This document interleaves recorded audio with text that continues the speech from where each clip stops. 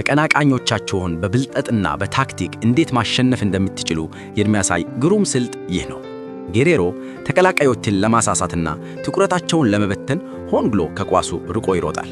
በዚህ ጊዜ ተከላካዮቹ ኳሱን ያዘው ሮይስ ወይ ኳሱን ያሻግራል ወይም ደግሞ ራሱ በቀጥታ ወደ ግብ ይሞክራል ብለው ከፍተኛ ጥንቃቄ ማድረግ ይጀምራሉ። ይሁን እንጂ ሮይስ ምንም አይነት እንቅስቃሴ ሳያደርግ ባለበት ይቆማል።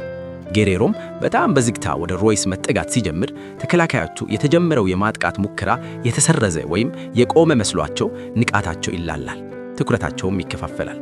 ልክ በዚህ ሁኔታ ውስጥ ሆኖ ሳለ ጌሬሮ በድንገት ፍጥነቱን በመጨመር ወደ ኳሱ ይሮጥና ለአልካሰር ግሩም ኳስ ያሻግርለታል። አልካሰርም ኳሷን ወደ ግብነት ይለውጣታል።